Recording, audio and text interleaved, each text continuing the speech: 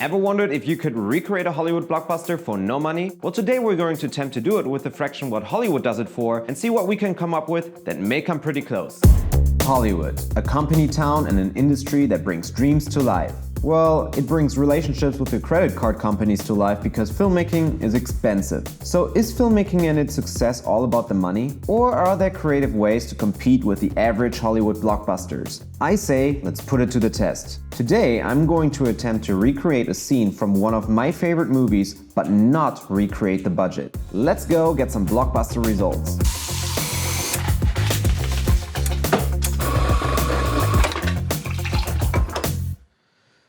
Alright guys, number one rule as an independent filmmakers, coffee is the most valuable resource you will ever have. We are going to reshoot the last scene of David Fincher's movie, Se7en. What's in the fucking box? This is one of the most iconic film scenes in my opinion. And as a matter of fact, the film wasn't even supposed to end this way. What happened is that New Line Cinema sent Fincher the wrong script and Fincher fell in love with that version, but New Line Cinema didn't actually want to shoot this film with this ending. And then Brad Pitt came on board and he said he only wants to do this film if they maintain the ending. And I think this made the film so great. So the total budget of this movie was $33 million. And Fincher said he really treated it like a tiny genre film.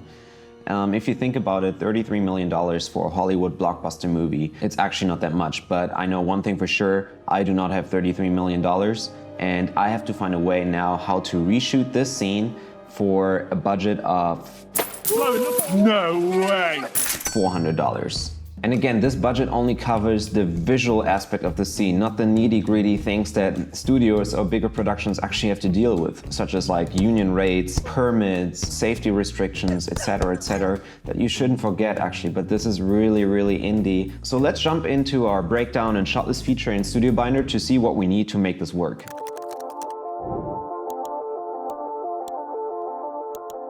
First thing is I want to know where they shot this film here. And when I go on Wikipedia, it actually says it was shot in Lancaster, California. Next and big thing is camera, of course. And there is actually a website called shotonwhat.com. And we see here that they actually shot on Super 35, which is film. So I for sure know that I won't be able to pay for film. So I got to go digital. I know this camera, it's called the Blackmagic production camera 4K. So we see here it's $75 a day. That is something I can afford. When I skip through this film here, I see that they used really extreme lenses. They used either a really, really long lens for shots like this here, or they had really wide angle lenses for like these low angle shots such as this one here. So what I will do, because I cannot afford a set of prime lenses, is I will get two zooms, which is the Canon 16-35. And then I will look for the Canon 70-200. I used them before, I really like those lenses. And for this particular shot here, they probably shot this in a helicopter. We will not be able to get a helicopter on set, but we do have the advantage nowadays that we have drones that are really cheap. And the next thing is Darius Khondji, the cinematographer of this film, actually shot on 3 different camera mechanisms. He shot this film on sticks, such as in this shot. He shot it on a dolly, and then he shot handheld. So for handheld, I'm not too worried about it. I will probably just grab the camera in my hand. And I mean, as an independent filmmaker, you probably have a tripod somewhere laying around in your house. And when it comes to the dolly, I cannot afford it. I know that for sure, because it comes with additional crew, such as a dolly grip. You need to get transportation to get this thing actually on set, and you need to lay tracks. It takes a lot of time. For my camera that I have though, I do not need a heavy duty dolly, so I think I can get away with a slider. Okay, when it comes to lighting, this is a little tricky, because I believe Darius Khondji used a lot of reflectors to shape the sun. And if you actually look at John Doe's face here, you see there is no continuity. The sun is all over the place, and the sun is coming from behind, from the side. So one thing we can use is a 5-in-1 reflector. They come with like black and white, gold, silver, and diffusion. So I would just buy that one. I would like to grab one LED panel, because if the sun is not doing what I want, let's say there are clouds, I at least have something to give a little light, and those LED panels are usually pretty cheap. We don't live in the silent film area anymore. We need 3 lav microphones and a boom mic with a mixer. Moving on from our camera gear, we're going to talk about costumes, because we really want to cover everything that's visual on the screen. We have 3 main actors in the scene, which is Mills, Somerset, and John Doe. So for Mills, we do have this black long leather jacket. He wears a bulletproof vest, then he has a white dress shirt, a tie, and black slacks. And then for Somerset, we do need this white dress shirt, a tie, a black vest. Then we have this beige long coat, black slacks, and the hat. And then for John Doe, he has this typical orange prison scrubs. Good thing is when you work with seasoned actors, they usually have a lot of wardrobe available. So I'm gonna give them a call and see what they have and what I still need to buy. Hey, Wayne, it's Marvin. Travis, my friend. You have orange scrubs, so I'm gonna get you the bulletproof vest. You have everything. I will have that ready for you. As far as makeup goes, I think the only person I really have to worry about is Mills. He has some blood on his forehead and his nose, then he has butterflies on top of that, and he wears a cast. So I believe I can get most of that stuff at CVS, at least the butterflies and the cast. And then when it comes to fake blood, there are these Halloween costume stores, and this will be our makeup budget. So when it comes to props, we have our box here that I probably can get for a few dollars. And then we have 2 guns. Luckily, we never see both guns in the same shot, so we can actually just get away with buying 1 gun. The next one here is our helicopter pilot. He has binoculars.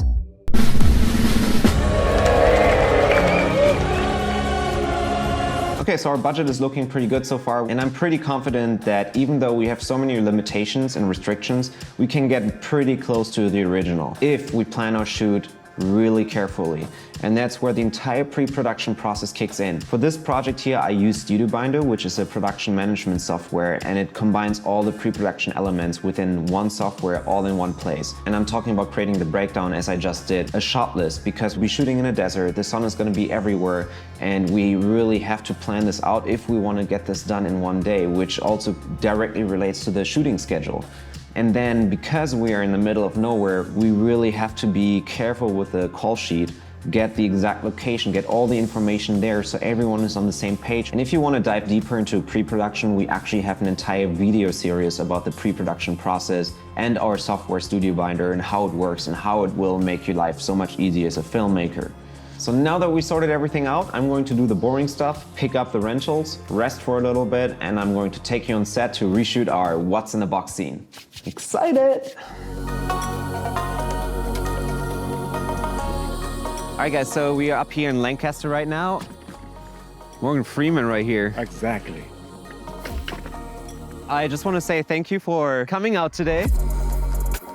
I watched the scene again and again, and I watched breakdowns of the scene.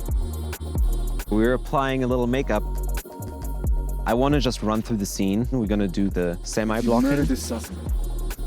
We got our Blackmagic production camera 4K here. I got a small rig just to attach it to the battery. Thing is, I don't have a mount, so going back to gaff tape. So I'm going to tape this on here so we can actually power the camera.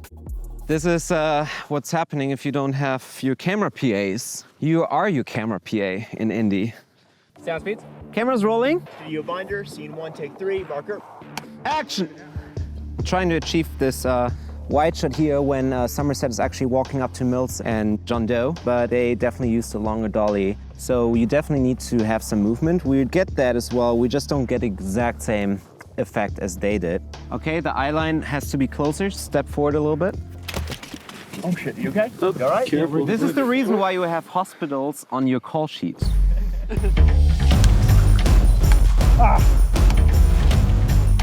Put the gun down.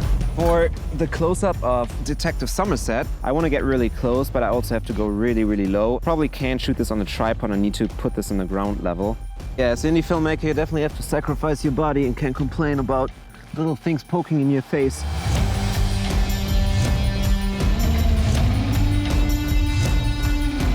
For this particular shot, you see that there are a bunch of clouds. In every other shot, there's no clouds. This was shot in a few different days. Action! They shot on film, so it's a Super 35. This one is a 200% crop almost. Therefore, you have to multiply the lens that you have, which is a 16 here by 2, which is a 32. This is not quite wide enough to achieve the very same shot, but at least it gives us the same kind of feel. Same thing, we gotta make compromises, but we get the point across. We really gotta follow the sun, which is the most challenging part, shooting in a desert in an open field. I really made my shot list depending on where the sun is gonna be when, and we're flipping sides all the time. I rather shoot it differently, but I really don't have a choice, so this is just what you gotta do if you only have one day.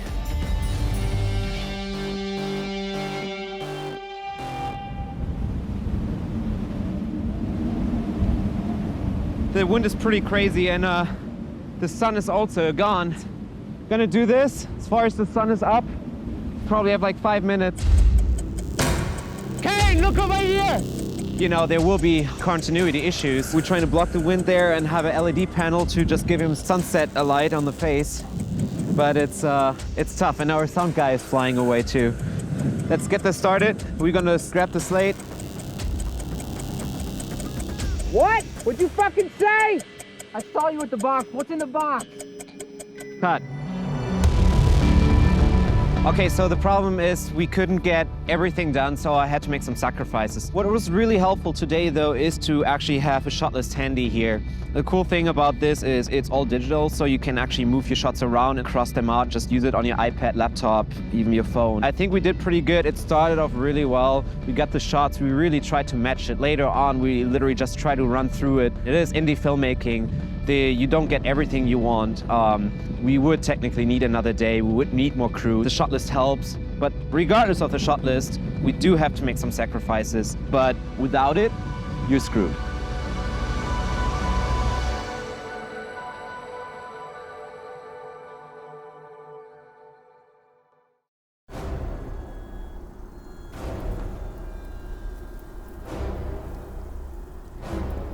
California, stay out of here.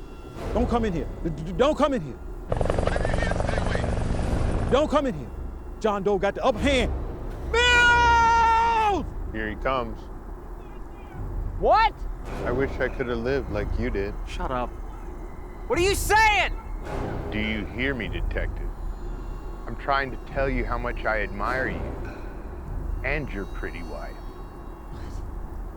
Tracy. What'd you fucking say? It's disturbing how easy a member of the press can acquire information from the men in your precinct. I visited your home this morning after you left. I tried to play husband. I tried to taste the life of a simple man. Put your gun down! It didn't work out. So I took a souvenir. Her pretty head. Move! What the fuck is he talking about? Give me the gun. What's going on over there? Put your gun down. I saw you at the box. What's in the box? Because I envy your normal life. Give me the gun, David. It seems envy is my sin. Oh, what's in the box? What's in the fucking box? I tell you if you give me the He gun. just told you. You lie! You're a fucking liar! Shut up! It's what he wants. He wants you to shoot him. No! No! Yeah, you tell me that's not true. That's not true. Become vengeance, David. No, tell me she's all right. Tell me. Become wrath. Tell me she's all right. If you kill a suspect, David, No! you throw it all away, No! and he knows that. She No! begged for her life, detective. She begged for her life and for the life of the baby inside. Shut up!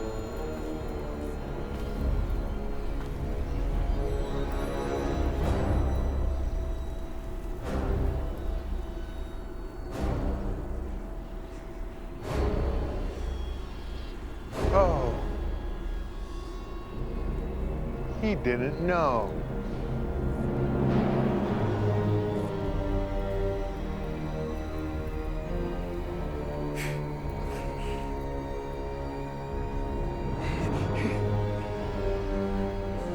Give me the gun, David.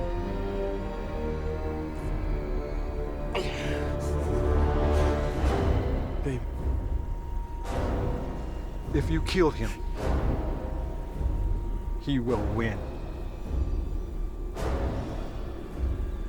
Oh, God! Oh, God! Oh.